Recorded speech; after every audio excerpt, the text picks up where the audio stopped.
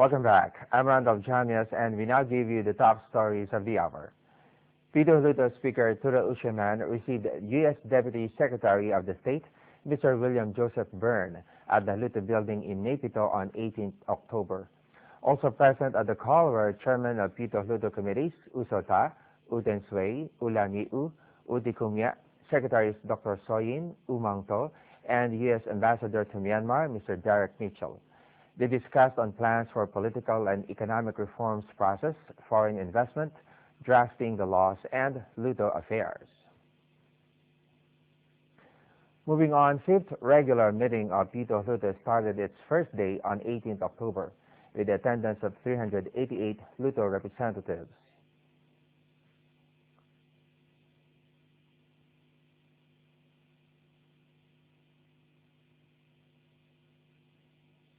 In his greetings, Pyithu Hluttaw Speaker Thura Mann pointed out the role of Hluttaw, which is very important for the democratization process.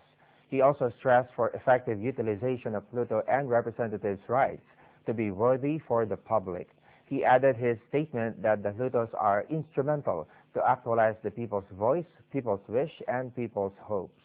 The Hluttaw noted the goodwill visits of Pyithu Hluttaw speakers to Australia and Singapore, and also other Hluttaw representatives to Indonesia, China, the U.S., Germany, and India. Secretary of Hluttaw Rights Committee announced that every Hluttaw representative has a right to raise a maximum of 10 questions at a meeting.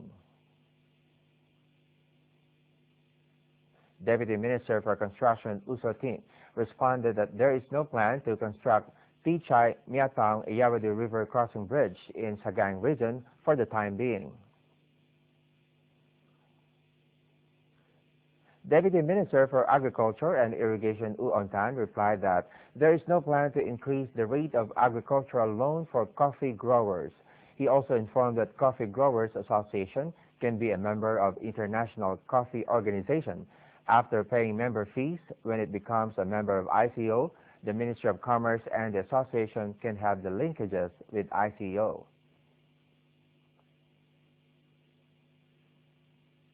Deputy Minister for Home Affairs Police Major General Chochotun also answered that plans have already been drafted in respective states and regions to speed up destroying of poppy in the current fiscal year. There is an arrangement to accelerate the movement in cooperation with Tamado Mann, local police force, departments concerned, and local community. He also replied that the authority will allow to blow horn at designated places if the accidents rate decreases and the traffic rules are followed by motorists. Coordination will also be made with Yangon Region government body not to blow horns unnecessarily.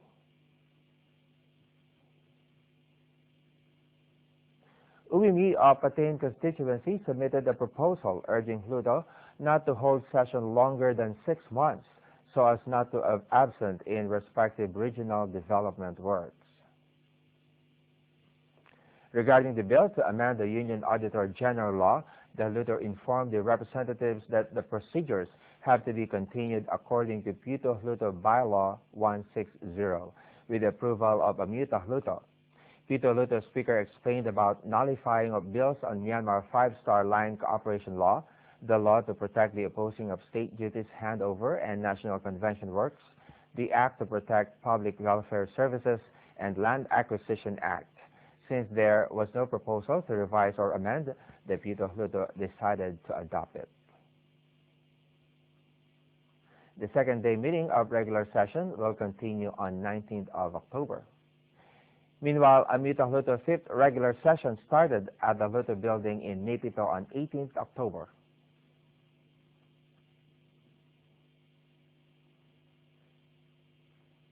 Amyotha Hluttaw Speaker Uki Ami extended greetings. He also explained Myanmar's admission to ASEP at the 7th Asia-Europe Parliamentary Partnership meeting and the goodwill visit to Australia. Deputy Minister for Education U Chu answered questions on education sector.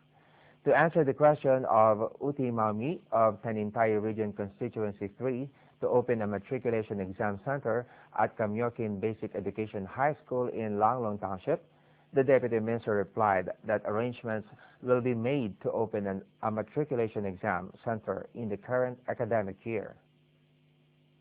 Upol Yan Win of Chin State Constituency 9 asked if there's a plan to appoint the teachers from Setotira instead of assigning teachers from other regions.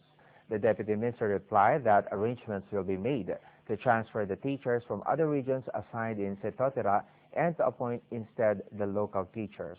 He also said that the Ministry of Education is upgrading schools and opening new school buildings in 2013 academic year to get more learning opportunities by the students. This project is being undertaken till 2015-2016 academic year. After that, Amyotha Hluttaw speaker said that the Hluttaw representatives who want to discuss the amendments of anti-bribery bill can list their names not later than 23rd October.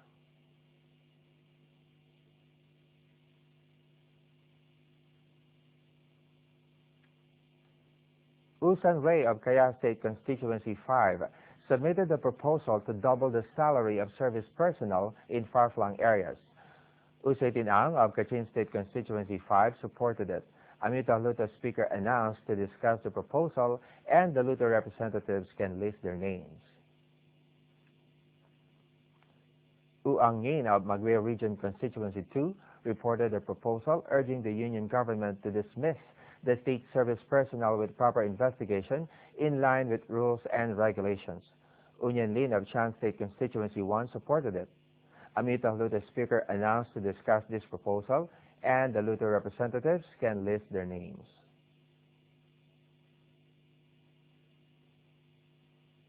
Amyotha Hluttaw speaker reported about his visit to Australia.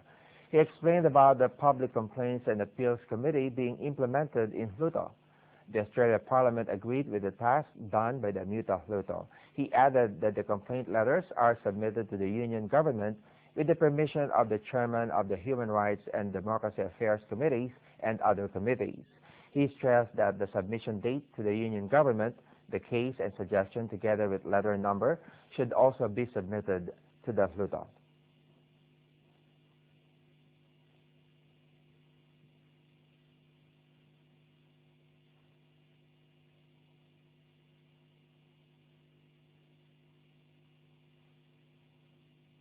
The second day session will continue on the 19th.